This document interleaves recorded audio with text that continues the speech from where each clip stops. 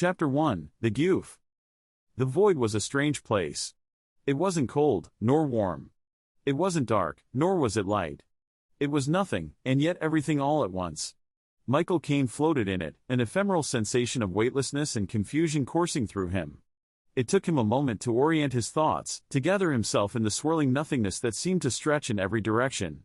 "Whoa," he muttered aloud, though the sound seemed to echo inside his own head rather than carry through the void. "I'm floating. That was such a sick move. I could totally fly now. Wait. Am I in space?" The thought struck him like a steel chair to the back of the head, disjointed and raw. Memories surged, fragmented but vivid. The garage, the ladder, the spotlight in his mind's eye illuminating his grand stage. He'd been in the middle of pulling off the most mind-blowing finishing move the world had never seen, a twist on a classic, one that would have cemented him as a legend in backyard wrestling lore. It was his ladder death match special, as he dubbed it. But as he floated in the vastness of the void, those memories felt distant, as if they belonged to someone else. Stars and galaxies stretched endlessly in every direction, a cosmic sea of light and motion. He felt both infinitesimally small and bizarrely infinite, like a speck of dust caught in an eternal dance of creation. Nebulae pulsed with colors so vivid they seemed alive, tendrils of light weaving and unwinding like wrestlers locking up in an endless grapple. Comets streaked past, their icy tails leaving ghostly trails that faded into nothingness. He could feel the immense power of supernovas on the edge of his perception, like the distant roar of a crowd cheering for a titanic battle. The sensation of floating was unlike anything Mikhail had ever experienced. It wasn't weightlessness in the way he'd imagined astronauts felt. It was something deeper, as though his very essence had been unmoored. His body, if he even had one anymore, seemed to drift without resistance, and yet he felt connected to everything around him, tethered by invisible strings of energy and light. Is this what it's like to ascend? He wondered aloud, his voice swallowed by the shimmering expanse. Man, this beats any cage match I've ever seen. And then, nothing. Oh, crap, Mikhail said, the realization dawning on him like a bell ringing to start a match. I totally died. Damn it. That move was sick, though. Absolutely original. The crowd, well, my buddy Greg and the neighbor's dog, would have gone wild. If I'd lived long enough to use it on someone. The void offered no response, no rebuttal to his musings. It just was, and he was in it, floating endlessly. The vast, empty expanse around him shimmered with faint glimmers of starlight, each one distant yet achingly close.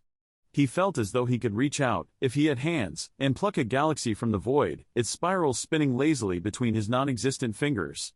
The stars seemed to whisper secrets in a language he didn't understand, their light pulsing in rhythms that matched the faint beating of something deep within him. But something was happening. Slowly, subtly, he felt a pull, as if unseen hands were tugging at his very essence.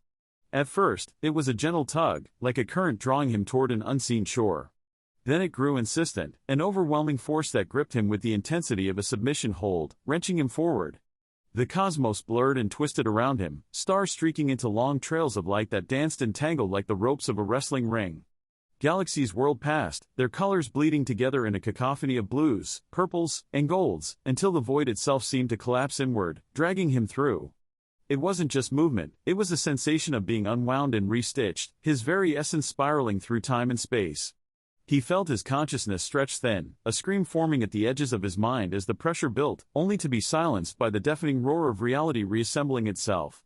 For one heart-stopping moment, he existed everywhere and nowhere, a fragment of a thought in the grand tapestry of existence. And then, with a shunt like being slammed into the mat from a suplex, it all stopped. The pull released him, and he was whole again, tumbling into a new reality. Wait, what's happening?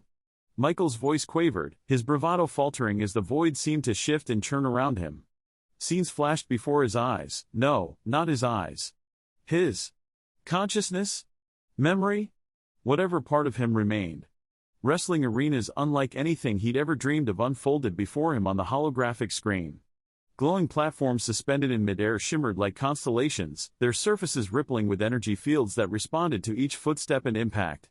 Warriors with shimmering, iridescent skin and cybernetic limbs clashed under a kaleidoscope of alien lights that shifted in time with the rhythmic chants of the crowd. The roar of countless voices in unison, a sound both guttural and melodic, reverberated through the room, sending a thrill through Mikhail's wiry frame. The announcer's voice boomed, his tone a blend of gravitas and exhilaration. Ladies and gentle beings of the galaxy.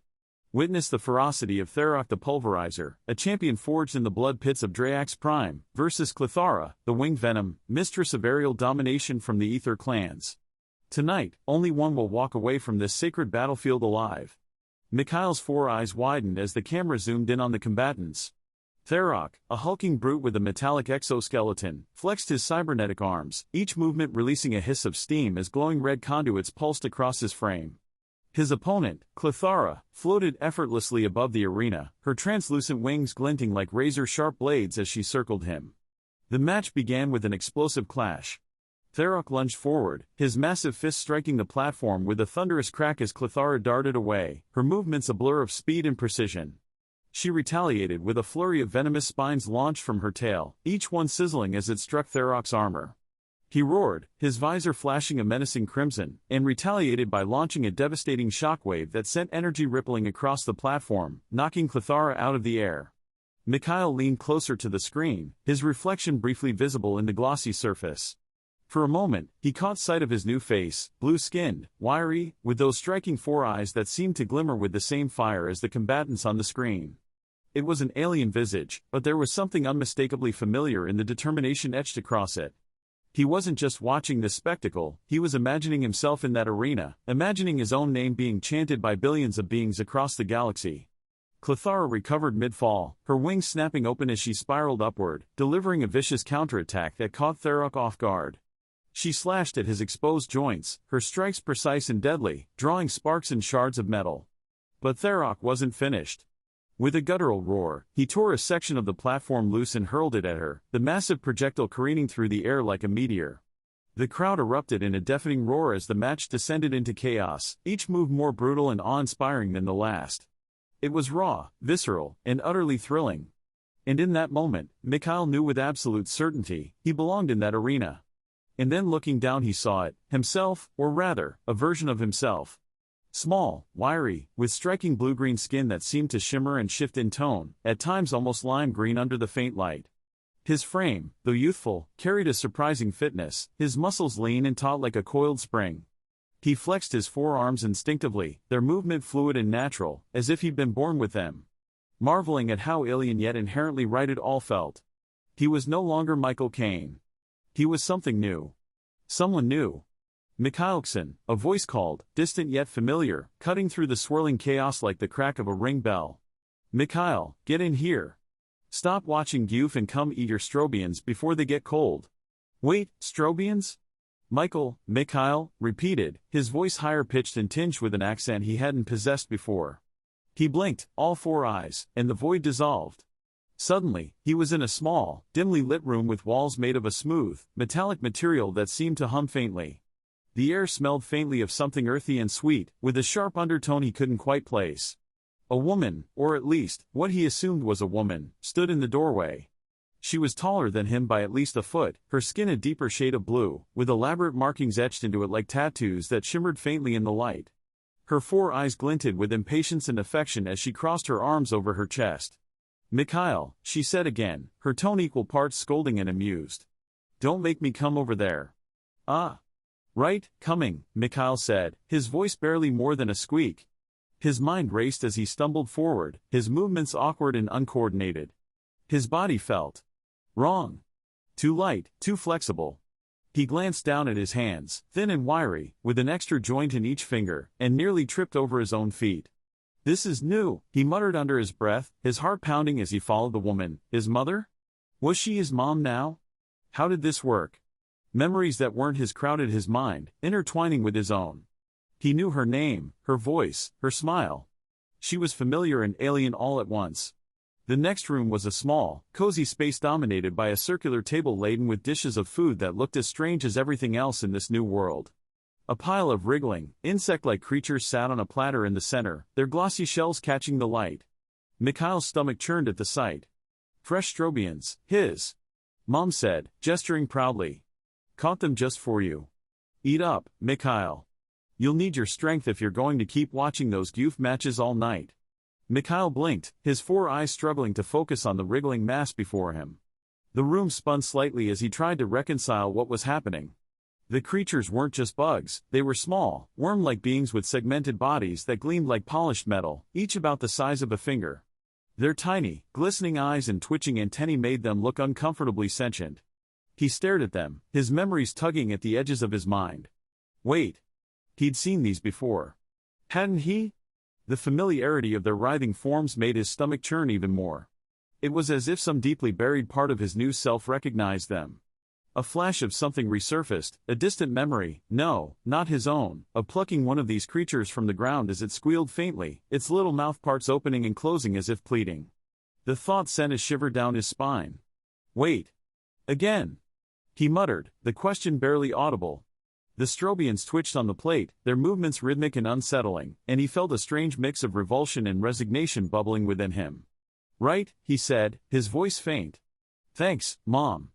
Looks delicious. As he sat down and reluctantly picked up one of the Strobians, 1,000 thoughts raced through his mind. What was this place? How did he get here? And most importantly, why was the Galactic Empire Wrestling Federation playing on the small, holographic screen embedded in the wall? He watched the screen intently, his appetite forgotten. Two wrestlers clashed in the center of an arena that defied comprehension, its edges shimmering with energy fields that rippled with each impact. It was a totally different match from before. The larger wrestler lifted his opponent, a lithe, insectoid alien with wings, and slammed them into the ground with a force that shook the arena. The crowd roared, a cacophony of alien voices and cheers that resonated through the room. Someday, Mikhail whispered, his chest tightening with a mix of awe and longing. Someday, that's going to be me. The thought was absurd. He was a 10-year-old alien kid with a wiry frame and no combat experience. But deep down, Michael Caine's indomitable spirit burned brighter than ever. This was his second chance, and he wasn't going to waste it. As he chewed on the surprisingly tangy Strobian, a plan began to form in his mind. He didn't know how or when, but he was going to join the GEWF. He was going to rise through the ranks, defy the odds, and show the galaxy what it truly meant to be a wrestler. Because if there was one thing Michael Caine knew, it was this. The pain is real. The glory is eternal. And the legend is just beginning. Chapter 2, Dreams. The days that followed were an unsettling blur of discovery and revelation for Mikhail X'Cen. Each moment felt like a thread unraveling a tapestry he hadn't realized existed, his memories of Earth blending and interweaving with the 10 years of his current life. At first, it was disorienting, snatches of Michael Caine's days as an overzealous WWE superfan clashed with the strange yet oddly nostalgic recollections of alien spectacles. He remembered vividly the thrum of excitement as wrestlers ascended steel ladders in Earth's chaotic ladder royales.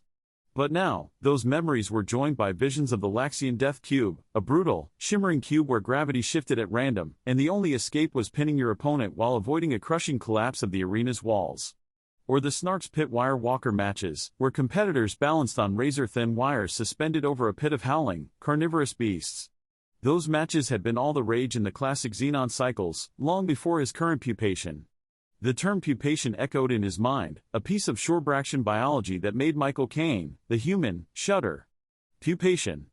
As if his life, all 10 years of it, had been some kind of larval stage.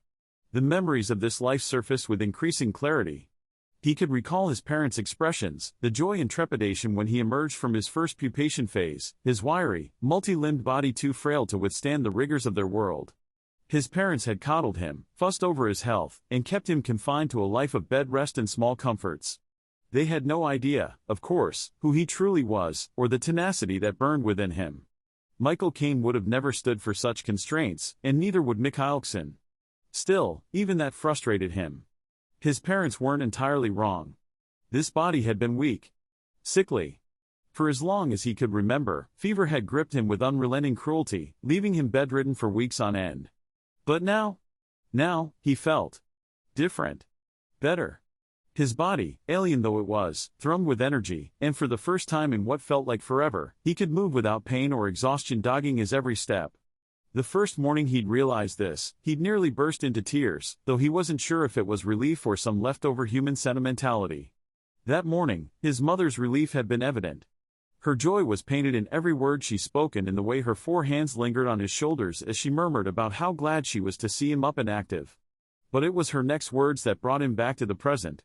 No more GEWF VR feeds, she had said firmly, her voice tinged with worry. You're still too young, Mikhail. Those matches are too intense for a Shorebraxian your age. Your father and I have decided it's best you stick to the highlights and analysis vids. Too young? The words rankled, clawing at his pride like the raking talons of some long-forgotten beast. Mikhail had barely managed to keep his expression neutral, though inside he seethed. They didn't understand. How could they? How could anyone who hadn't lived his lives? Wrestling wasn't just a spectacle. It wasn't even just a dream. It was survival. In a galaxy teeming with monsters, cybernetic brutes, and psychic gladiators, Mikhail knew that the only way to stand a chance was to train, to be ready. And he couldn't do that by watching sanitized highlight reels. Besides, she was only worried about how he had reacted last time. And then there was Shorebraxian culture, with all its aquatic grace and ancient traditions, was cautious, deliberate, and endlessly frustrating for someone like Mikhail. This new body had its advantages, though. He was learning its quirks. The way his forearms moved in perfect synchronization when he concentrated. The uncanny flexibility in his limbs, the wiry strength hidden in his sinews. Even his semi-aquatic heritage, something his people had abandoned eons ago, stirred in him like an instinct waiting to be tapped. Mikhail couldn't ignore the potential. He threw himself into research, diving headlong into the Galactic Empire galaxy-wide web. The GEWF was a chaotic, sprawling network of data streams and AI curators that spanned countless civilizations and systems. Its vastness made the Internet of Earth seem like a child's toy. But Mikhail navigated it with an intensity born of desperation, sifting through articles, forums, and instructional feeds. The paths into the Galactic Empire Wrestling Federation were manifold, but one route stood out: the scholarship matches. Every cycle, the GEWF held a series of matches across various systems, offering promising young wrestlers a chance to earn sponsorships and training at some of the galaxy's most prestigious wrestling schools. It was the opportunity of a lifetime, and Mikhail's best shot. Yet, the more he researched, the more daunting the task appeared. The competition was brutal. Participants ranged from bioengineered prodigies to psychic combatants who'd spent years immersed in VR training. Mikhail's frustration grew with every piece of information he uncovered. The rules forbidding him from VR matches burned brightest in his mind. It wasn't fair. His competitors had access to years of combat simulations, honing their instincts in ways he couldn't match. If he was going to stand a chance, he'd have to find a workaround. What his parents didn't know wouldn't hurt them, he decided. It was a thought that stirred an unfamiliar pang of guilt, but he pushed it aside. Sacrifices had to be made. Beyond that, there was the question of training. His newfound health gave him freedom he'd never had before, and he wasn't about to waste it. Mikhail started small, testing his limits in the confined space of his home. Push-ups, pull-ups, and stretches that strained the limits of his wiry Shorebraxian frame. At first, it was awkward. His balance wavered. His limbs flailed. But with each day, his movements became more fluid, his muscles responding with a strength he hadn't expected. He could feel his body adapting, growing stronger, and for the first time in either of his lives, he felt truly alive. The idea of a job came later, almost as an afterthought. He'd need funds if he was going to pull this off. Wrestling schools weren't cheap, and neither was the equipment he'd need to train properly. The thought of defying his parents still made him uneasy, but he reasoned that it was for the greater good. They'd understand eventually. Maybe.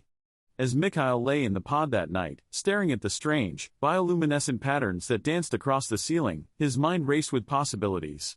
The GEWF was more than a dream. It was a calling. He could see it so clearly: the roar of the crowd, the dazzling lights, the thrill of victory. It wasn't just about fame or glory. It was about proving to himself, to the galaxy, that he could rise above the odds. That he could be more. The scholarship match was the first step. And Mikhail X'Cen, once and to be again Michael Caine, was ready to take it. Chapter 3, Portal of Possibility. For a Shorebraxian pupil like Mikhail X'Cen, life revolved around a strict, unyielding routine. Shorebraxian society held firm to its belief in the importance of structure during the pupation phase, a time seen as both sacred and precarious. For Mikhail, however, this rigidity was an ever-tightening noose. His parents, understandably protective after a decade of his fragile health, adhered to these routines with an almost religious fervor. But now, with his body finally showing signs of strength, every scheduled moment felt like an unbearable constraint. His day began as it always did, with the bath cycle. Shorebraxians were semi-aquatic by nature, though they had long since abandoned their ancestral oceans. Still, their biology demanded a certain level of immersion to maintain their skin and inner moisture balance. Mikhail's bath pod was a sleek, circular chamber filled with shimmering, nutrient-rich liquid. As he submerged himself, the fluid tingled against his skin, its faint bioluminescence casting ethereal ripples across the chamber walls. He tried to relax, but his mind churned with plans and frustrations.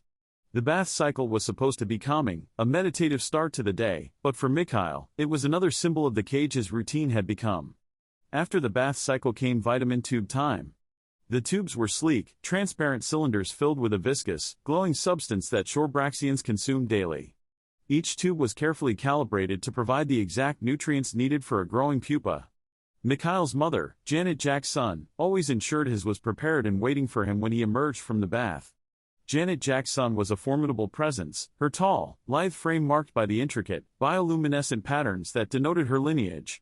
Shorebraxians didn't have surnames like humans, their names were unique identifiers, each as singular as the individual it belonged to.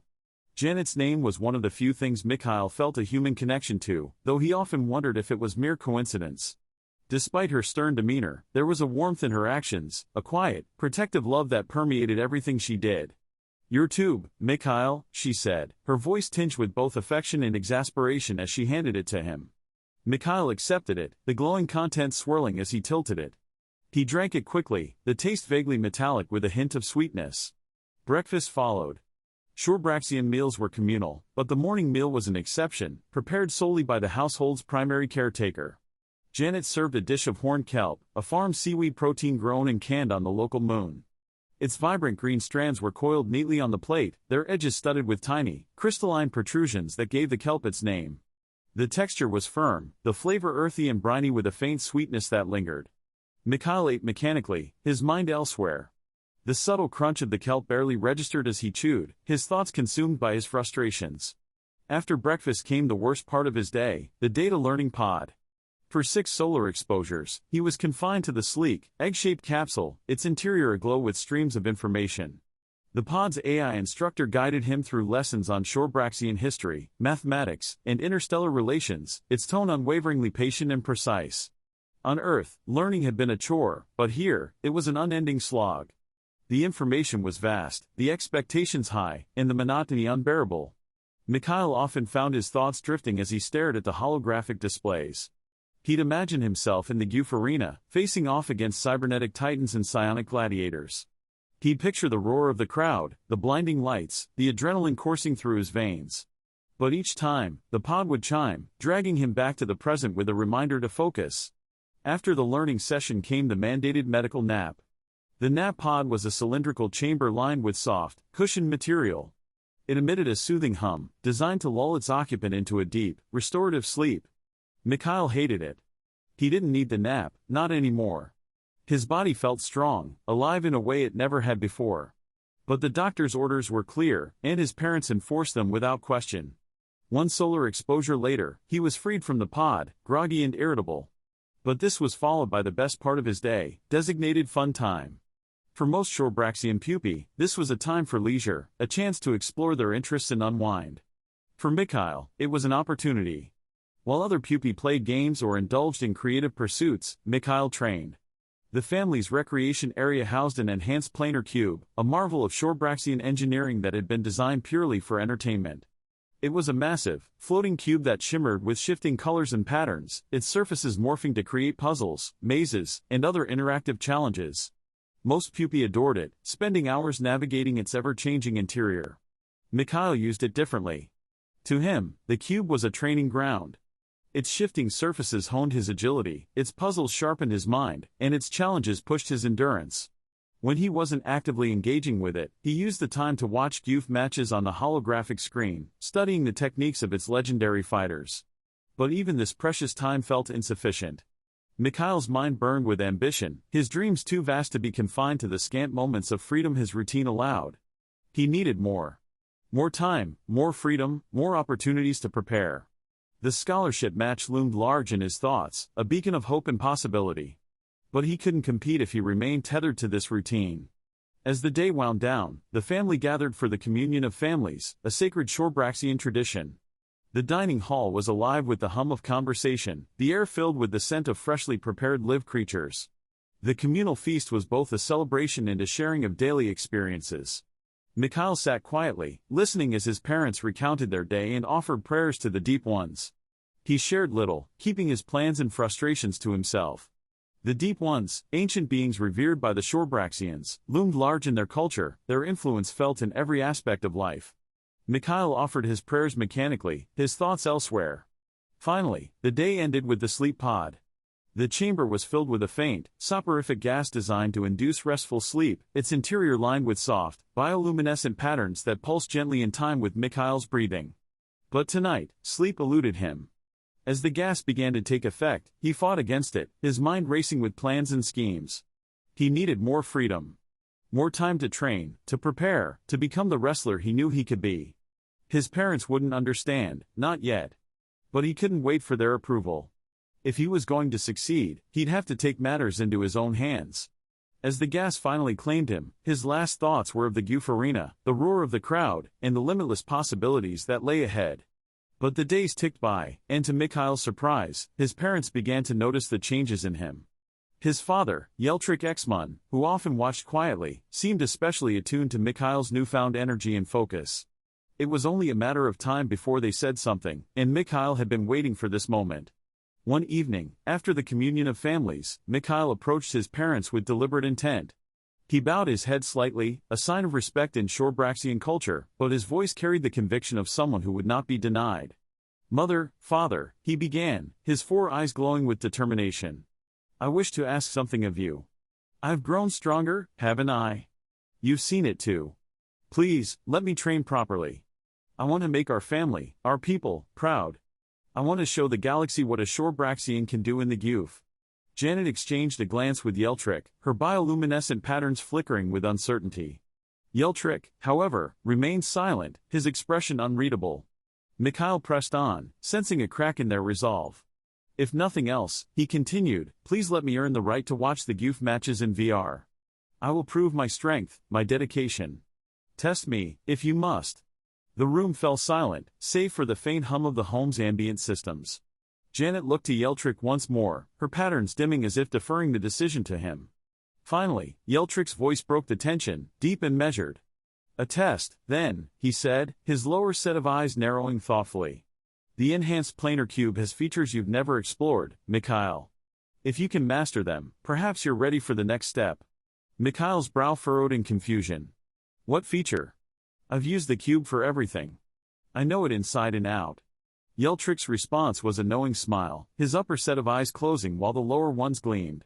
"You think you do. But one day outside of the learning pod will do you well. Let me show you."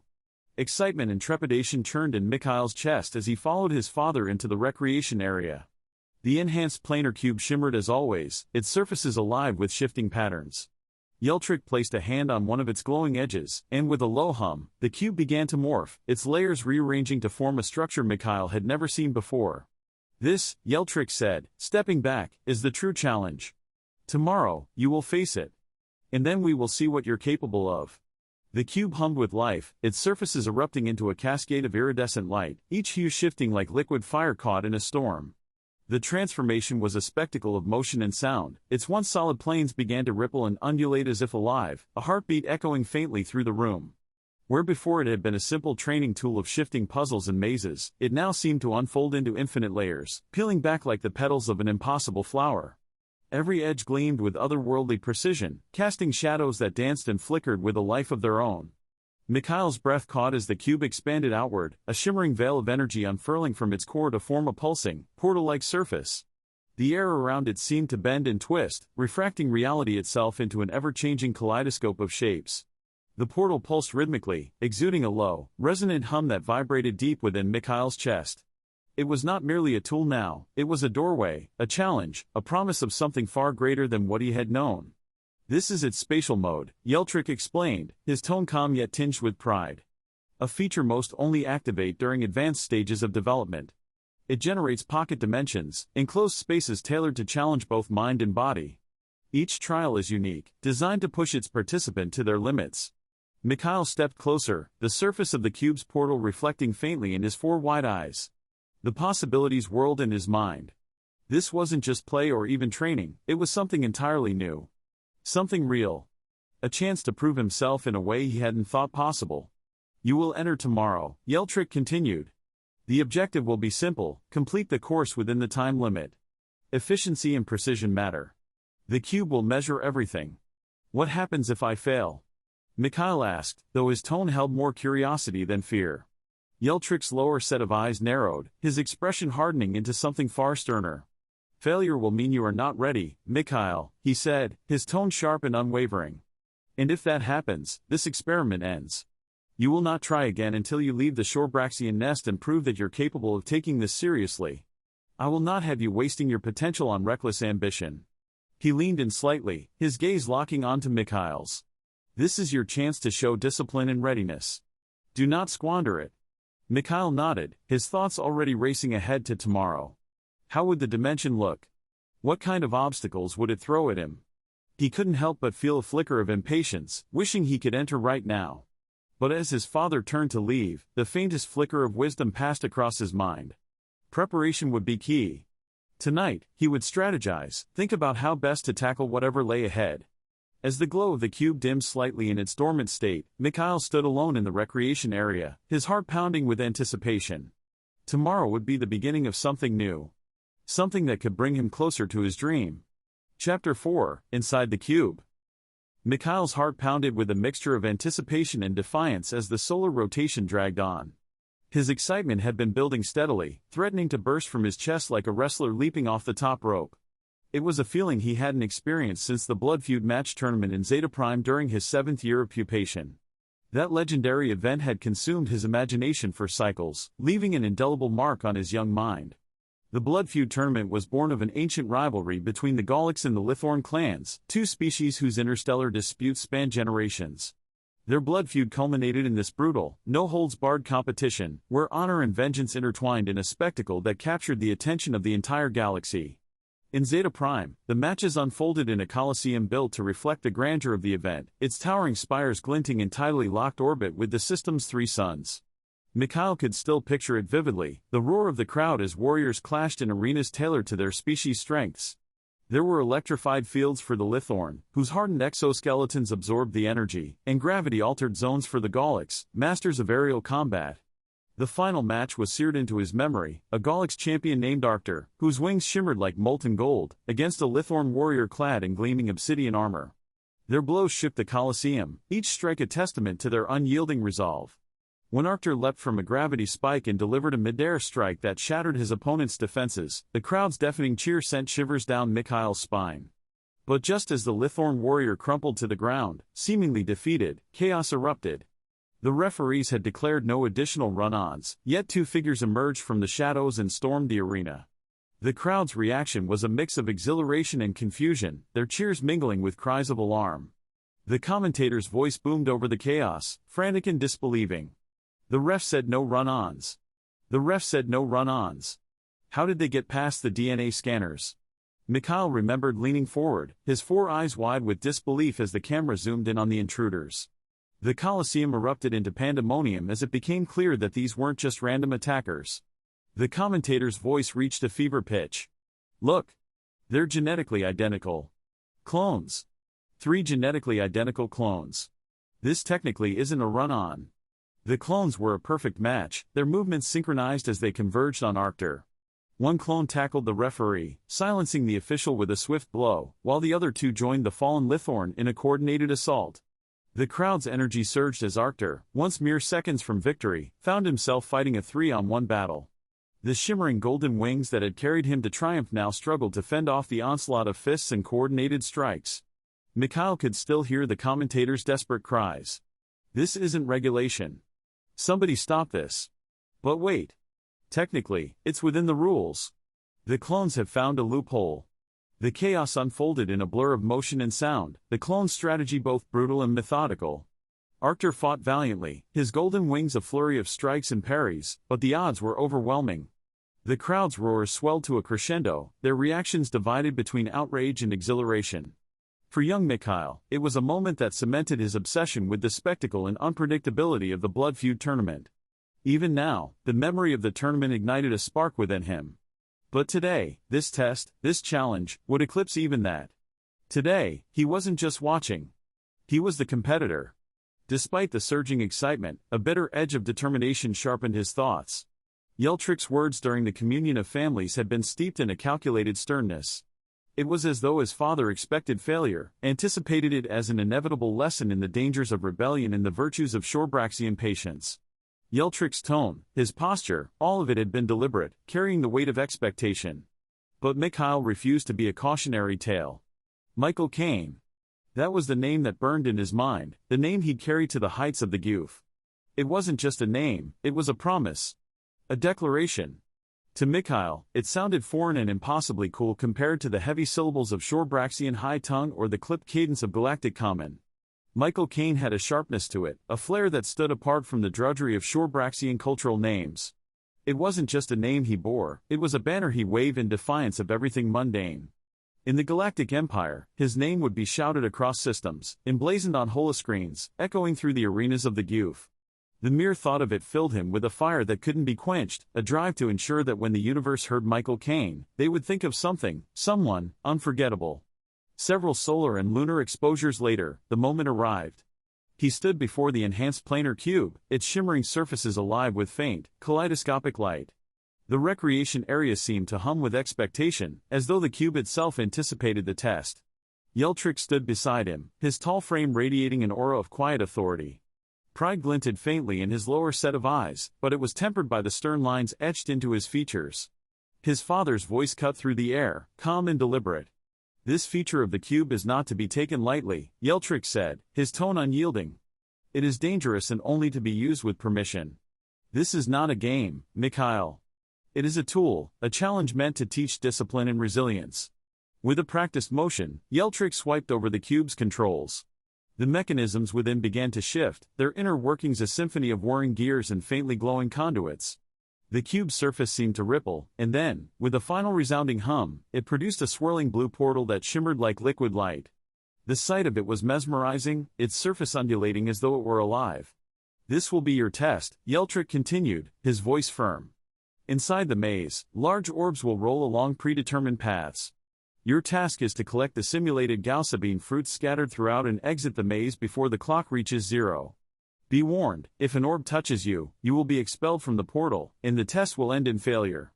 You will have 3 solar exposures to complete the task. The clock inside the arena will count down your time." Yeltrick's lower eyes locked onto Mikhail's. "Understand this, Mikhail. Many young Shorebraxians attempt the cube's advanced features too early. Failure is acceptable, but it will mean waiting. No retries, no shortcuts. You will learn patience and readiness, or you will learn nothing." The words hung heavy in the air, but Mikhail felt a fierce determination rising within him. He nodded once, stepping forward toward the portal. The shimmering surface beckoned, and without hesitation, he crossed the threshold. The sensation was surreal. For a brief moment, the world around him dissolved into a swirling vortex of blue and silver light. It wasn't disorienting so much as overwhelming, as though he were being enveloped by the very essence of the cube. Then, just as suddenly as it had begun, it ended. He stepped out into a new world, and his breath caught. The arena was breathtaking. A vast, simulated sky stretched above him, painted in hues of bright azure and streaked with wisps of white clouds. The air was warm, carrying a faint, tropical scent that mingled with the subtle hum of the arena's hidden mechanisms. Surrounding him was a maze of intricately carved stone, its walls adorned with faintly glowing glyphs that pulsed in rhythmic patterns. The stonework was beautiful, reminiscent of ancient temples from Earth, and yet unmistakably alien. A floating clock hovered high above the maze, its countdown already ticking. 3 solar exposures. That was all the time he had. Mikhail wasted no time, scanning his surroundings and moving forward with purpose. The maze's paths were wide but winding, their intersections branching off in multiple directions. The glowing glyphs along the walls seemed to shift as he passed, almost as if the maze were alive. It wasn't long before he encountered his first Galactic fruit. The simulated object was vibrant, its surface a swirl of rich orange and deep purple hues. It rested on a pedestal at the end of a corridor, its glow faint but enticing. Mikhail approached cautiously, his senses alert. As he reached out to grab it, he heard it, the faint, rhythmic thudding of something massive rolling in the distance. Turning sharply, he saw it. The orb. A colossal sphere of polished metal, its surface reflecting the maze like a distorted mirror. It rolled with unnerving speed, following a set path that intersected with his own. The sound of its movement grew louder, a low, resonant rumble that sent vibrations through the ground. Panic flared for a brief moment, but Mikhail forced it down. He had trained for this. As the orb barreled closer, he scanned the corridor for an escape. There, just ahead, a crossing pathway. He sprinted toward it, his 4 legs pumping with adrenaline-fueled precision. The orb bore down on him, its size and speed creating a sense of impending doom. At the last possible moment, he leapt into the side passage, his heart pounding as the orb thundered past, missing him by mere inches. The sound of the orb faded as it continued down its path, but Mikhail knew this was only the beginning. The maze's beauty belied its danger. This was no simple test of agility, it was a trial of focus, strategy, and endurance. He clutched the Galactic fruit tightly, its faint glow a small victory, and pressed onward. Each turn of the maze brought new challenges. The orbs followed intricate paths, their patterns designed to corner and trap. Some corridors were dead ends, forcing Mikhail to backtrack and reassess. The clock above ticked steadily downward, a constant reminder of his limited time. But with each fruit he collected, a surge of determination pushed him forward. This was more than a test. It was a proving ground. The simulated sky above began to shift, its colors deepening into shades of amber and crimson as the solar exposures waned. Sweat slicked Mikhail's skin as he navigated the maze, his muscles burning with exertion. He pushed forward, his mind narrating every step like the commentary of a legendary match. The pain is real. The glory is eternal. The legend is Mikhail X'Cen. The words echoed in his thoughts, a mantra of defiance and determination. He wouldn't give up. Not in the ring, not in life, and certainly not here. The orbs loomed like adversaries, relentless and unyielding, but Mikhail moved with purpose. Each step, every leap, was a declaration, he would prevail. As the final solar exposure ticked away, Mikhail rounded a corner and saw it, the exit. The glowing archway pulsed with a welcoming light, its glyphs shifting in intricate patterns. But between him and the exit was one last orb, its path blocking the narrow corridor. The fruit he carried felt heavy in his hands, its glow a reminder of how far he'd come. Taking a deep breath, Mikhail timed the orb's movements, watching as it rolled past the corridor's entrance. He had only seconds to act. With a burst of speed, he sprinted forward, his legs carrying him toward the exit. The orb shifted, its trajectory adjusting slightly, but Mikhail didn't falter. As it bore down on him, he dove through the archway, the sensation of the orb's shadow brushing against him sending a chill down his spine. And then he was through. The maze dissolved behind him, its simulated walls fading into the familiar glow of the recreation area. The portal shimmered once before closing, leaving Mikhail standing before the dormant cube, the Galactic fruit still in his hands. Yeltrik's expression was unreadable as he approached, his lower eyes studying Mikhail intently. After a long moment, he spoke, his tone almost cautious. "You've done well, Mikhail. Perhaps too well." There was a pause, his words hanging in the air like the tension before the bell of a championship match. Yeltrik's gaze shifted to the glowing surface of his personal cube monocle, a device clipped over one of his lower eyes, its interface flickering with data only he could see. His bioluminescent patterns pulsed faintly, betraying a rare flicker of unease. Mikhail watched, his heart pounding again, but not from exertion this time. What was his father seeing? What had he done to evoke such a reaction? Yeltrik finally broke the silence, his voice firmer now, but with an undercurrent of something that sounded almost like doubt. "You have the day off, Mikhail. Rest. Prepare yourself. We will discuss this further at communion." With that, he turned, leaving Mikhail standing alone in the recreation area, the dormant cube casting long shadows across the room. The words lingered in his mind, a mixture of pride and dread swirling in his thoughts as he tried to decipher his father's cryptic reaction. Chapter 5: The Weight of True Talent. The atmosphere in the home was tense, a subtle but palpable shift in its usual rhythm. The bioluminescent patterns that adorned the walls seemed dimmer, their soft glow less vibrant than usual. Mikhail's mother, Janet X'Cen, moved about the household with a quiet unease, her usual grace tinged with an unfamiliar heaviness. She seemed sad, almost scared, as though burdened by a conversation she'd had with Yeltrik earlier. Mikhail, however, refused to let it affect his mood. Pride surged within him, he had earned his father's acknowledgement, a rare and precious thing. Yeltrik's decision to grant him free time for the day was a victory in itself, a mark of respect for his performance in the maze. No training, no regimented schedules. Just a day to rest and indulge. He planned to spend most of it watching GEWF matches and recovering from the sheer exhaustion of the challenge. as he settled into the recreation area, he grabbed the enhanced planar cube, its glowing surfaces now dormant, and absent-mindedly toyed with its edges while queuing up a new match on the holoscreen. The cube's weight in his hands was comforting, a tactile reminder of his achievement. The match he selected wasn't one of the grand galactic tournaments but a local event, streamed directly from a nearby GEWF arena. He had started focusing on these smaller-scale matches recently, trying to decipher the strategic trends and tactics of the local wrestling scene. The match began with a dramatic introduction, the arena's holographic displays flashing vivid animations as the fighters entered. First was Shorebraxian the Tactician, a living swarm of nanites from Cognitus, the AI-dominated world where machines had long surpassed biological beings. Shorebraxian was renowned for his calculated strategies, his ability to adapt and counter his opponents with surgical precision. The holograms surrounding him displayed shifting diagrams and simulations, emphasizing his analytical approach to combat. His opponent, X'Cen the Graviton Thorn, was a stark contrast. A towering brute from the mining colonies of Cassandria Prime, X'Cen exuded raw, unrefined power. His massive gravity-assist mining gauntlets gleamed under the arena lights, their weighty presence a testament to the harsh environment of his homeworld. Where Shorebraxian was sleek and methodical, X'Cen was a force of nature, a tidal wave of fury waiting to be unleashed. The commentators couldn't help but speculate on how the two wildly different styles would clash. The referee stepped forward, her voice amplified across the arena. The rules for this match are as follows: no allies, no run-ons, no chairs, tables, or other furniture. This is a clean fight. Let's keep it that way. The crowd roared as the fighters squared off in the ring, anticipation crackling through the air like an electrical charge. The bell rang, and the match began. Shorebraxian moved first, his nanite body shifting and reforming with unsettling fluidity. Within moments, he began 3D printing fluorescent light tubes from his own mass, the fragile glass weapons materializing in his grasp. With eerie precision, he hurled the tubes at X'Cen, the arena lighting up with the flashes of shattering glass. Tiny fragments of Shorebraxian himself detached and swarmed X'Cen, each piece wielding a miniature tube and targeting vulnerable points with unnerving accuracy. The commentators erupted in disbelief. "Is this even legal?" one exclaimed. "Those are light bulbs. Are light bulbs considered furniture? We've never seen this tactic before in the GEWF."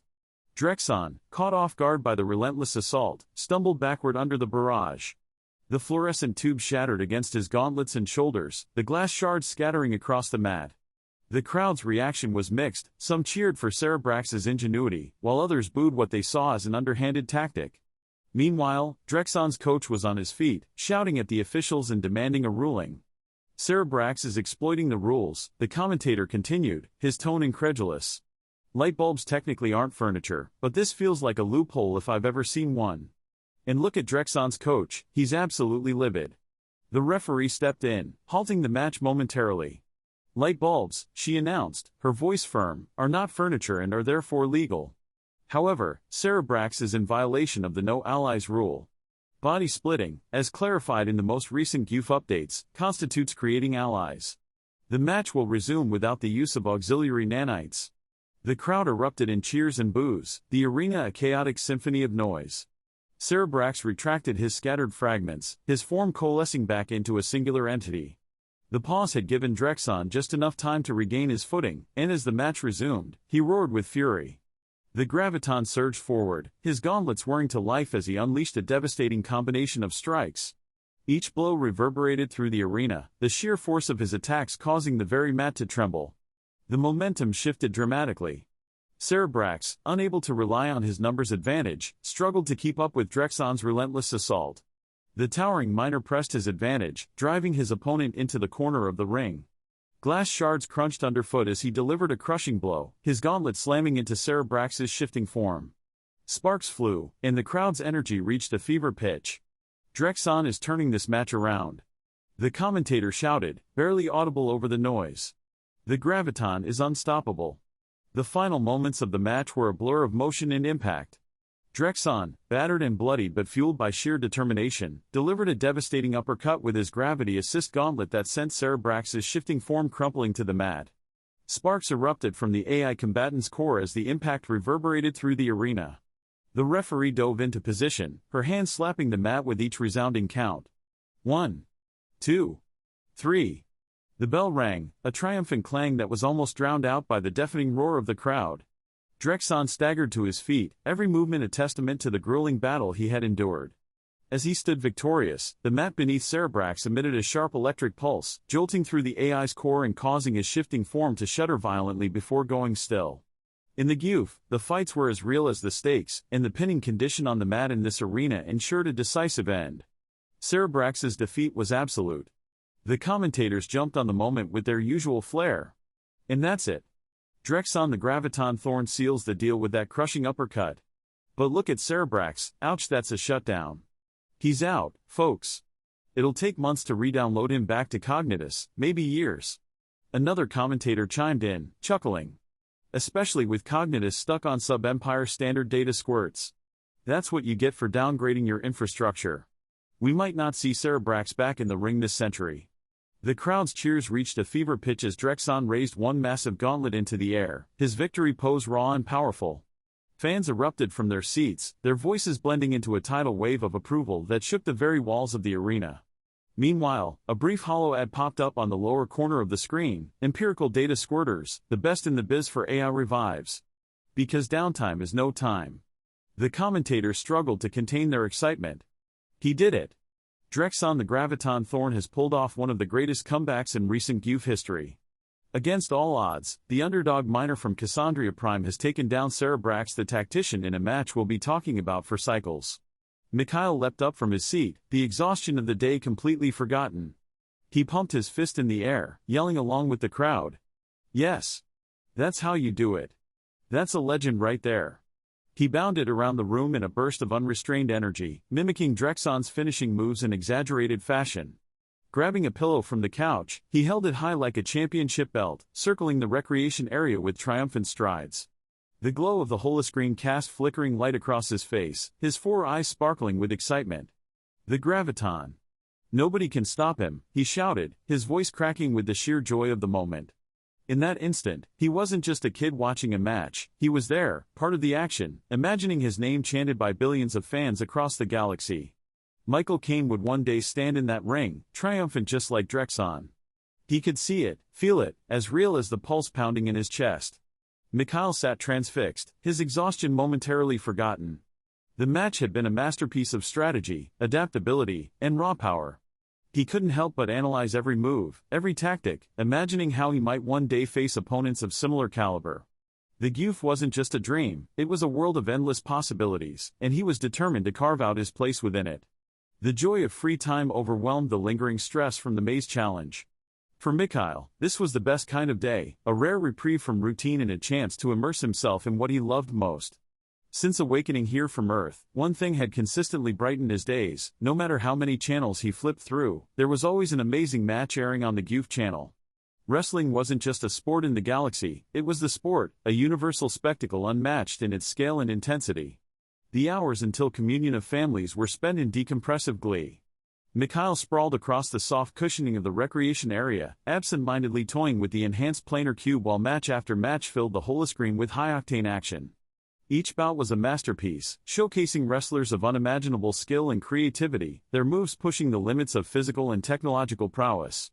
These weren't just athletes, they were legends in the making. One particularly captivating match featured a fighter from a biomechanical species, his fluid movements merging seamlessly with dazzling tech enhancements. Another showcased a battle in low gravity, the combatants leaping and twisting with surreal grace. Each match stoked Mikhail's excitement, his mind racing with ideas and strategies he might one day use in the ring. The rest of the galaxy saw the GEWF as entertainment. For Mikhail, it was inspiration. As the time for communion drew near, Mikhail reluctantly turned off the holoscreen. The glow of exhilaration still lingered, but as he stepped into the dining hall, the atmosphere changed.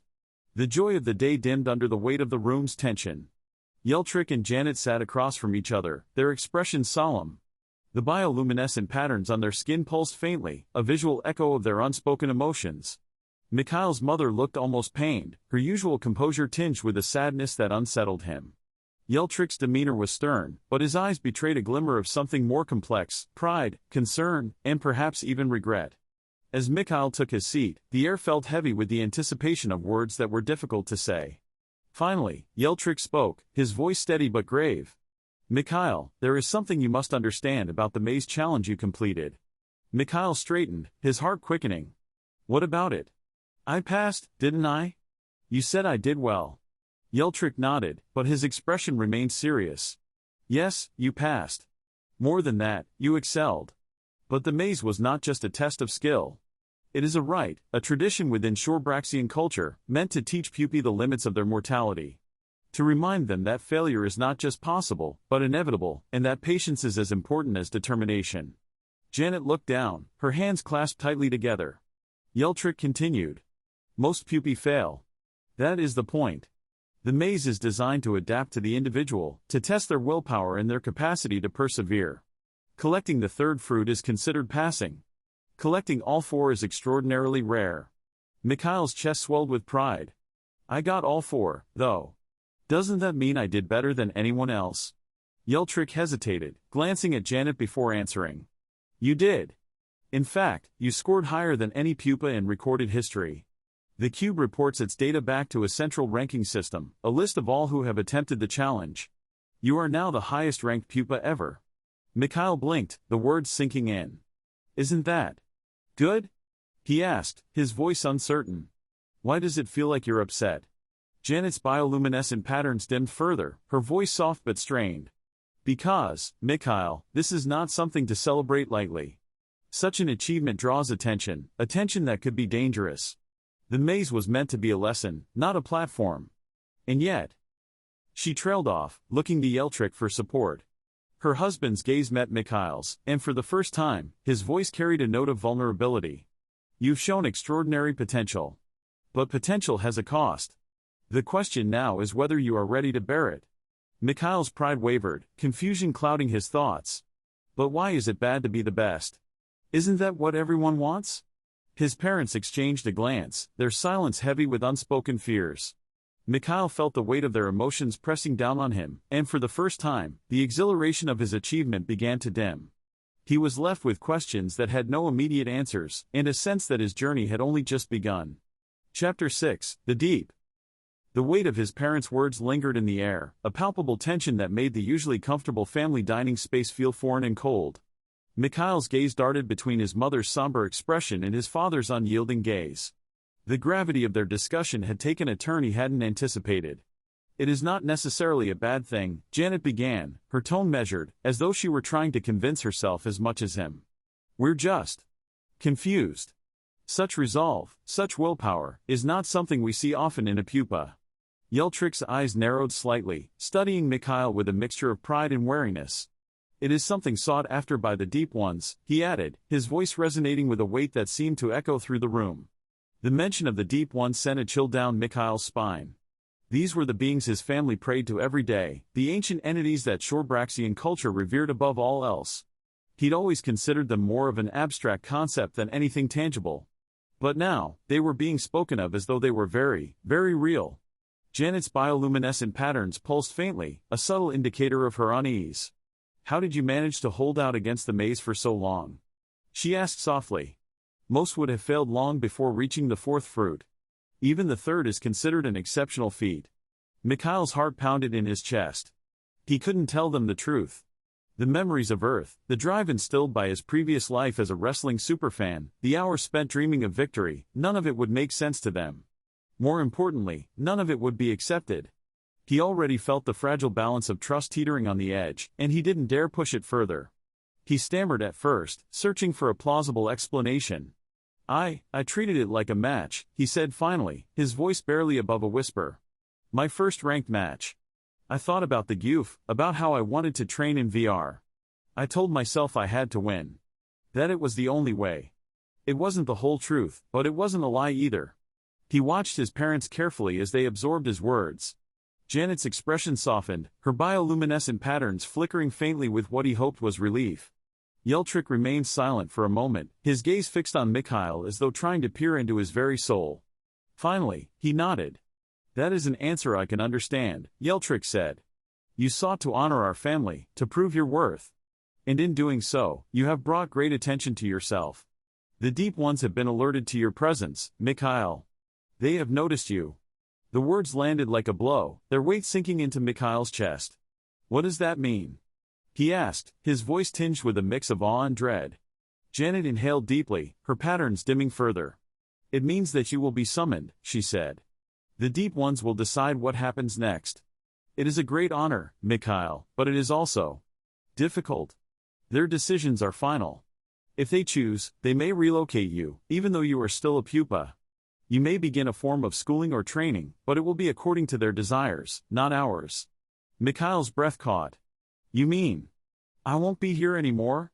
Janet nodded, her expression pained. If that is their will, it is no longer up to us. Yeltrick's voice was firmer, though there was a flicker of something almost vulnerable in his tone. You have done what no other pupa has. You have brought great honor to our family, but with that honor comes the responsibility to serve the greater purpose. The envoy of the Deep Ones will arrive in the morning. Prepare yourself, Mikhail. The words hit him like a stone-cold elbow from the top rope. He wanted freedom, yes, but this wasn't what he had in mind. How had his desire to train in VR spiraled into this? And would the Deep Ones allow him to pursue his dream of the GEWF, or had he inadvertently sabotaged himself by exceeding Shorebraxian norms? The next morning came too quickly. The home was unusually quiet, the normal hum of activity replaced by a tense stillness. Mikhail had little to pack. Like most Shorebraxians, he possessed few personal belongings. His departure wasn't meant to be sad, it was a time of transition, a rite of passage. But as he stood in the doorway, the weight of what he was leaving behind settled heavily on his shoulders. The arrival of the envoy of the Deep Ones was both awe-inspiring and unnerving. The creatures emerged from a sleek, enigmatic vehicle that seemed to hum with an energy that defied explanation. They were clad in suits that resembled Earth astronaut gear, their true forms obscured by the reflective surfaces of their helmets. The air around them seemed to ripple faintly, as though reality itself bent to accommodate their presence. The vehicle itself was unlike anything Mikhail had ever seen. Sleek and streamlined, it emitted a low, resonant hum as it hovered just above the ground. When he stepped inside, he was struck by the openness of its design. For the first time in his life, Mikhail could see the world outside his home, the real Shorebraxia. Vast oceans stretched out in every direction, their surfaces shimmering under the faint light of the system's twin suns. The few patches of land were dominated by sprawling industrial complexes, automated construction sites, and towering machinery that belched steam and fumes into the air. It was a harsh, industrialized landscape, a stark contrast to the carefully curated environments within his home. Mikhail stared out in a mixture of awe and discomfort. It was strange, and oddly gross, but it was real. The vehicle began its descent into the ocean, its hull glowing faintly as it plunged into the depths. At first, the darkness was oppressive, the water around them an inky black void. Mikhail felt a pang of fear, his mind conjuring images of unseen creatures lurking just beyond the glow of the vehicle's lights. But as they descended further, faint glimmers appeared in the distance, growing steadily brighter. When they finally emerged into the light, Mikhail's breath caught. Below them was a sprawling underwater city that seemed to shimmer with a life of its own, a mesmerizing dance of light and form. Bioluminescent patterns pulsed in harmonious rhythms across every surface, casting shifting hues of azure, emerald, and violet that illuminated the dark expanse of the ocean around it. Towers of coral-like material spiraled upward, their intricate surfaces studded with what looked like living jewels, each one glowing faintly as if breathing in time with the city itself. Massive bridges, seemingly woven from strands of pearlescent fibers, arched gracefully between the towers. Their surfaces glimmered with threads of light that ebbed and flowed, guiding unseen currents of energy. The pathways below were bustling with Shorebraxians and other beings, their figures moving in fluid synchrony, illuminated by the soft glow emanating from the ground itself. The city's layout was both organic and deliberate, as though it had grown naturally yet was touched by a guiding intelligence. Above, translucent domes enclosed some of the tallest spires, their interiors revealing lush gardens filled with bioluminescent flora. Streams of light flowed like rivers between the buildings, cascading into glowing pools that dotted the city's lower levels. The water itself seemed alive, teeming with luminescent creatures that darted through the currents, their movements adding another layer of vibrancy to the scene. Far below, massive conduits connected the city to the ocean floor, their surfaces throbbing with energy as they siphoned geothermal power from the depths. Around these conduits, glowing glyphs pulsed with a mysterious rhythm, their patterns reminiscent of the prayers Mikhail had seen etched into the walls of his home. It was as if the city itself was a living entity, a symbiotic union of technology and biology. Everywhere Mikhail looked, there was motion and light, a symphony of color and form that defied his understanding. The awe he felt was tinged with a strange familiarity, as though he had glimpsed this place in dreams or stories long forgotten. It was beautiful, otherworldly, and overwhelming all at once, a testament to the ingenuity and transcendent artistry of Shorebraxian culture. As they approached the city, Mikhail remembered a lesson from the learning pod.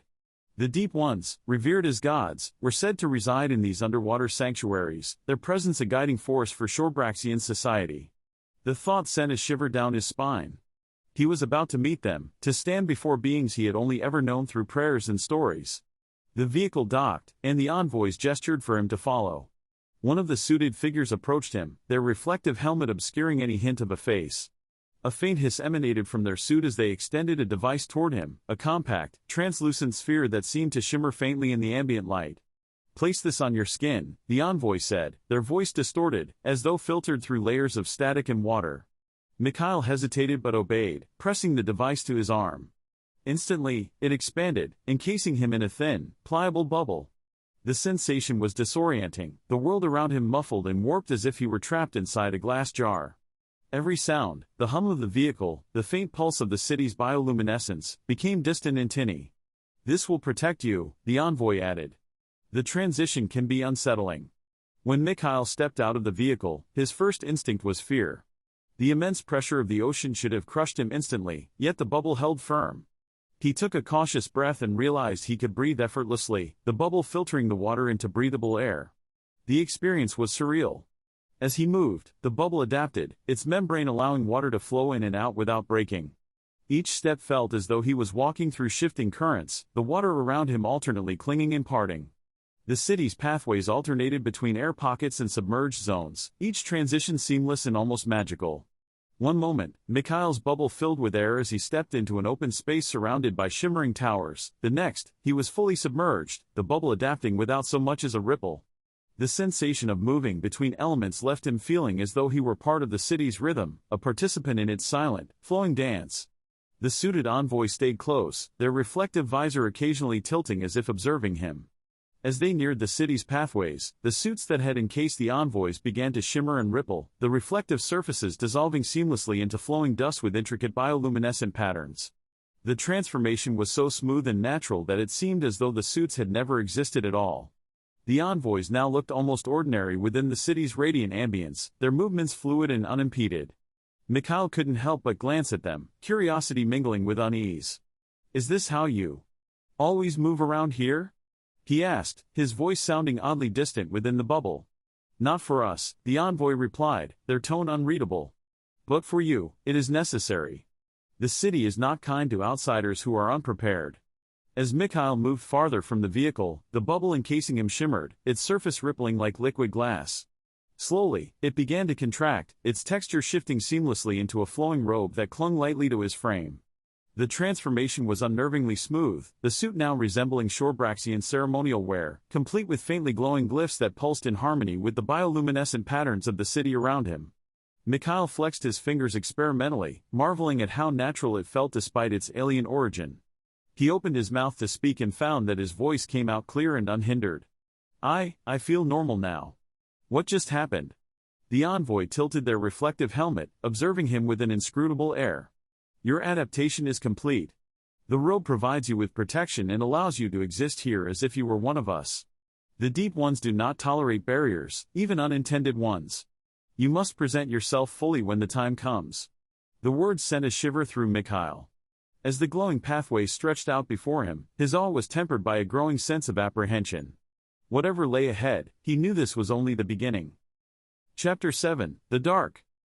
Mikhail's feet moved almost automatically, trailing behind the envoys as they guided him through the sprawling underwater city. He had never traveled before, not really.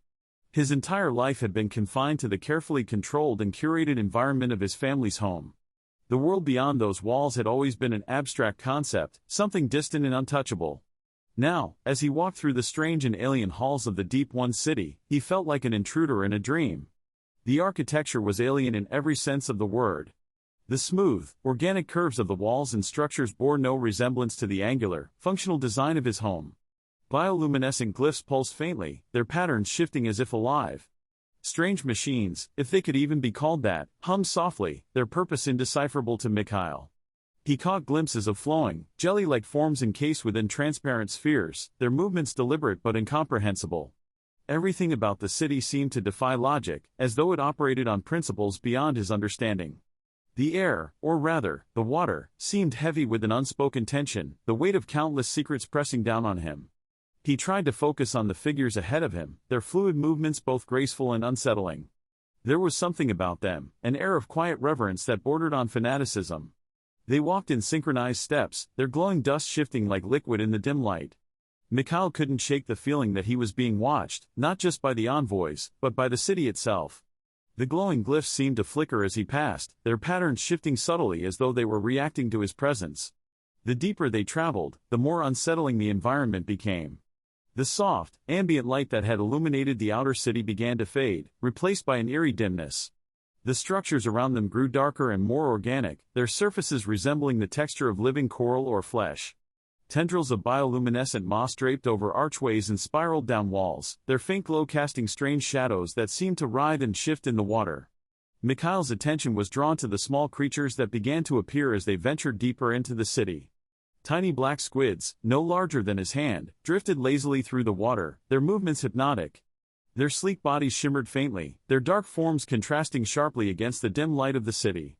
Despite their ominous appearance, Mikhail found them oddly charming. One of the squids floated closer to him, its movements almost playful as it darted around his head.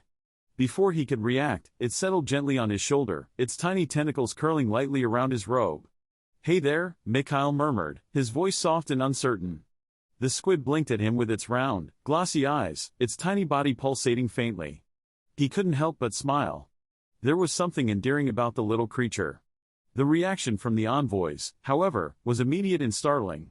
They halted in unison, their glowing dust cools rippling as they turned to stare at Mikhail and his new companion.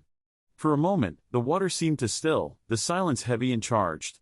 Then, without a word, the envoys resumed their march, but they gave Mikhail a wide berth, their movements stiff and deliberate.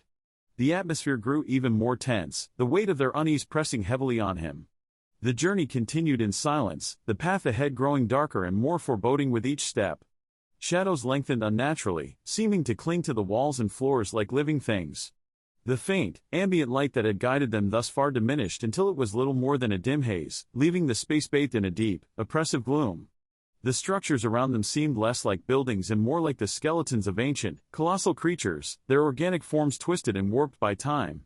Tendrils of bioluminescent moss hung from the walls, their faint glow flickering erratically, as if struggling against an unseen force. Eventually, they arrived at a vast, open chamber dominated by a deep, black pool at its center. The pool exuded an eerie, magnetic presence, its surface unnervingly still and so dark it seemed to drink in the surrounding light. The water emitted a faint, almost imperceptible hum, a low vibration that resonated in Mikhail's chest and set his teeth on edge. The air, or the water, grew heavier here, as though the very atmosphere was saturated with the weight of something ancient and unknowable. Every instinct in Mikhail's body screamed at him to turn back, but the envoys remained silent, their glowing robes casting faint, ethereal ripples across the black expanse. One of the envoys stepped forward, their voice echoing faintly through the chamber. "You are expected." Mikhail stared at the pool, his heart pounding in his chest. "Ah. You want me to go in there?" he asked, his voice tinged with a mix of disbelief and fear. The envoy didn't respond. Instead, they raised a hand and gestured toward the pool. The message was clear. "This is terrifying," Mikhail muttered under his breath. He took a hesitant step forward, his gaze fixed on the inky blackness of the water. He could feel his courage faltering, his resolve slipping away. Just as he was about to voice another protest, one of the envoys moved swiftly behind him and gave him a firm push. With a startled yelp, Mikhail tumbled into the pool. The cold water enveloped him instantly, its icy grip sending a shock through his body. He flailed instinctively, his arms and legs moving against the thick, viscous water as he sank deeper and deeper. The darkness was absolute, a suffocating void that seemed to press in on him from all sides. He couldn't tell which way was up or down, his sense of direction completely lost. He didn't know how long he fell. Seconds? Minutes? Time seemed to stretch and warp in the oppressive blackness. Just as he felt the first stirrings of panic clawing at the edges of his mind, faint glimmers of light began to appear around him. They were small at first, tiny pinpricks of red and yellow that pulsed faintly in the distance. Gradually, the lights grew brighter, revealing the outlines of enormous, unblinking eyes. The eyes were everywhere, their gazes fixed on him with an intensity that made his skin crawl. The faint glow from the eyes illuminated the water around him, revealing massive, coiling tentacles that writhed and shifted in the shadows. The sheer scale of the creatures around him was overwhelming, their forms blending into the darkness in ways that made it impossible to tell where one ended and another began. The water was thick and still, its oppressive weight pressing down on him like a living thing. Mikhail's breath came in shallow gasps, his chest tightening with fear. His mind raced, the primal urge to flee warring with the knowledge that there was nowhere to go. Then, without warning, a voice cut through the darkness. It wasn't a sound in the traditional sense, it was as if the very water around him vibrated with intent, carrying the voice directly into his mind. The pressure of the vibrations pulsed through the stagnant blackness, pushing the words into his thoughts like a physical force. The voice was deep and resonant, its tone calm but commanding, each word rippling through the water and resonating in his very bones. Calm yourself, pupa. Where is the resolve that stole the fourth fruit of the maze? The words sent a shock through Mikhail, their weight anchoring him in the moment. He forced himself to breathe, his thoughts coalescing around a single, defiant idea. I am Mikhail X'Cen. I am the legend. I will survive this. He clenched his fists, his fear giving way to determination. The monsters around him were vast and unknowable, but they weren't invincible. He wasn't just some pupa trembling in the dark. He was a fighter, a survivor, and he would face whatever came next with his head held high. Slowly, he opened his eyes, meeting the gaze of the massive, unblinking eyes around him. The water pulsed faintly with the glow of the creatures, and in that moment, Mikhail felt the weight of their presence, not just as beings, but as something far greater. He didn't know what lay ahead, but he was ready to face it. Chapter 8, Training begins. The darkness around Mikhail seemed to shift, the glowing red and yellow eyes narrowing as though their unseen owners were appraising him. The stillness of the water became oppressive, wrapping around him like a shroud. The voice returned, each word vibrating through the stagnant depths and into his very being. You are calm now, pupa. Good. Resolve such as yours is rare. Let us see if it is accompanied by truth. Mikhail's fists clenched tighter. He had prepared for this moment as best he could, sticking firmly to the story he'd told his parents. He wouldn't waver now, not when the stakes felt as high as they ever had. I wanted to prove myself, Mikhail said, his voice firm despite the oppressive surroundings. To train. To become strong enough for the GEWF. I treated the maze like my first real match. That's why I pushed through. That's all. The eyes blinked in unison, a rippling wave of light that radiated through the water. The voice responded, calm yet tinged with something deeper, curiosity, perhaps. An answer rehearsed, it mused. But perhaps not false. You are ambitious, Mikhail X'Cen. That much is undeniable. Tell me, do you understand what you are? The question caught Mikhail off guard. He hesitated, unsure how to respond. I'm a Shorebraxian, he said cautiously. A pupa, I guess. I don't really know what you mean. The voice hummed, a low vibration that sent ripples through the water. Then listen, pupa, and learn. Your kind, the Shorebraxians, are an offshoot of us, the deep ones. Long ago, before your people walked the surface of your world, we cultivated the spark of life within your ancestors. You are our legacy, though you have strayed far from our design. Mikhail frowned, trying to process the information. You're saying, you made us? In a manner of speaking, the voice replied. You were not shaped to be as you are now. Time and evolution have altered you. Most Shorebraxians have lost the spark that once bound us. They live simple, orderly lives, content to follow routines and maintain their traditions. But some retain what we call the spark, an ember of ambition and desire, a will to shape the world rather than be shaped by it. The glow of the eyes intensified, their focus sharpening. You, Mikhail X'Cen, possess this spark in abundance. The willpower you displayed in the maze is proof of that. Few could have achieved what you did. Fewer still would have done so with such determination. It is remarkable. Mikhail swallowed hard, unsure whether to feel flattered or unnerved. I just wanted to win, he said quietly. To prove I could do it. And that is why you are here, the voice said. Ambition is rare among your kind, but it is not unheard of. Throughout the galaxy, such willpower is the mark of those who rise above. It is the foundation of greatness, and in the Galactic Empire Wrestling Federation, greatness is more than mere spectacle. The mention of the GEWF sent a jolt of excitement through Mikhail. You know about the GEWF?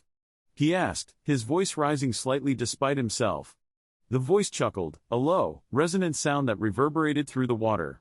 Know about it? We understand it more deeply than you can imagine. The GEWF is not just entertainment, pupa. It is hyperreal. A stage, yes, but also a battlefield. A method of galactic management. Political and criminal. It has replaced war itself, a ritualized method for planets and governments to assert dominance and resolve disputes. The greater the champion, the more power they bring to their homeworld. Mikhail's mind reeled. He had always thought of the GEWF as the pinnacle of sports, the ultimate test of strength and skill. To hear it described as a mechanism for galactic control was almost too much to comprehend. So it's like a war? He asked. But with wrestling? In essence, the voice replied. And you, Mikhail X'Cen, have the potential to be more than a participant. You could be a legend. We, the Deep Ones, seek to cultivate such legends from among your kind. It is why we created the cube you cherish, why we continue to guide those who show promise. And it is why we have brought you here. Mikhail's breath caught. What do you mean? The eyes glowed brighter, their gaze unwavering. We will sponsor you, pupa. Your journey to the GEWF will not end here. You will travel to Slamdara Prime, the poster planet of the Federation. There, you will compete in the most prestigious scholarship tournament in the galaxy. The victor earns entry to Grapplepolis, the capital of the GEWF and home to the Pinnacle Dome, the most illustrious academy for aspiring champions. Mikhail's heart raced. Slamdara Prime. Grapplepolis. The Pinnacle Dome. It was everything he had dreamed of and more. But the voice wasn't finished. We cannot ensure your place in the academy, it said. That will depend on you. But we can ensure that you are prepared. Over the next 3 years, you will train in the martial secrets of the Deep Ones. The arts of Cosmic Dark Grappling. When you emerge from your pupation, you will be larger, stronger, and ready to prove yourself. Until then, your life will be devoted to training. Discipline will be your religion, and the GEWF your altar. Mikhail's excitement was tempered by the weight of the words. 3 years of training. 3 years of relentless preparation. It was daunting, but he felt the spark within him burn brighter. This was his chance. His path. I won't let you down, he said, his voice steady. The voice chuckled again, a deep, resonant sound. See that you do not, pupa. The galaxy will be watching. The eyes dimmed, and the water around Mikhail began to shift. He felt himself rising, the darkness giving way to light. As he emerged from the pool, gasping for air, he knew that his life had changed forever. The path to the GEWF had begun, and he would stop at nothing to walk it. If the regimen of the Shorebraxians on the surface was strict, this new Deep One routine was a prison. Gone were the days of sneaking in matches on the holoscreen or playing idly on the cube. Weeks blurred into a single, endless routine of rigorous training and mental discipline. Mikhail's every waking moment was devoted to learning the fluid movements required to unlock his deeper potential. The training felt otherworldly, as if the water itself conspired to mold him into something more. The Deep Ones taught techniques that were as much about harnessing his mind as they were about refining his body. Each motion flowed into the next with a deliberate grace, slow and methodical, like a high-tech Tai Chi reimagined for the weightless depths of the ocean. Every gesture demanded precision. A turn of the wrist or a shift of the hips could alter the water's resistance, transforming the effort into a perfect harmony of strength and fluidity. The water became both adversary and ally. It pressed against him as he moved, thick and unyielding, but its resistance shaped his form, forcing him to adapt, to flow. When he extended his arms, it seemed to carry the motion outward in ripples, amplifying his intent. Each session left his muscles aching, his lungs heaving, but with each repetition, his movements became smoother, more intuitive, as though he were learning a forgotten language spoken only by the currents. At times, the sessions became surreal, almost meditative. The Deep Ones would weave through the water around him, their movements impossibly fluid, their glowing robes trailing like living tendrils. Their silence was profound, an unspoken demand for focus. Mikhail mimicked their actions as best he could, his arms slicing through the water in arcs that felt both alien and natural. His mind emptied of thought, his awareness narrowing to the rhythm of his body and the ebb and flow of the water around him. There were moments when the training took on an almost mystical quality. The water itself seemed alive, responding to his motions in ways he couldn't fully understand. Tiny bioluminescent organisms swirled around him, drawn to the energy of his movements. They illuminated his path, casting ghostly trails of light that lingered in his wake. In those moments, he felt connected to the vastness of the ocean, as though he were part of something far greater than himself. Yet, the training was relentless. The Deep Ones demanded perfection, correcting him with subtle gestures or a faint hum that vibrated through the water whenever he faltered. Each correction was a lesson, not just in technique but in discipline. The smallest mistake rippled outward, disrupting the balance of the entire exercise. And Mikhail was not alone in this journey. The tiny black squids, which he had initially found endearing, became an integral part of the training. These creatures, with their shimmering, inky bodies and curious eyes, darted around the trainees like silent sentinels. They weren't merely onlookers, they practiced alongside the Deep Ones, their movements eerily precise and synchronized. Their small, delicate tentacles moved with an almost supernatural grace, weaving patterns through the water that mirrored the larger, more deliberate gestures of their mentors. One day, during a particularly grueling session, Mikhail asked one of the silent trainees about the squids. The figure's bioluminescent dust cloak shifted as they turned, their voice soft yet firm. "They are not mere creatures," the trainee explained. "They are young Deep Ones, learning as you are. Their form now is but the beginning. They practice to grow, just as you do." The revelation sent a shiver down Mikhail's spine. These small, seemingly harmless creatures were destined to become the very beings guiding his training. It gave their presence a weight he hadn't felt before, and he couldn't help but watch them more closely. Their movements were fluid and deliberate, their small forms gliding through the water with an elegance that belied their size. As they darted around him, their tentacles brushing against his skin, Mikhail felt both awe and a strange camaraderie. They, too, were forging their paths, growing into something greater.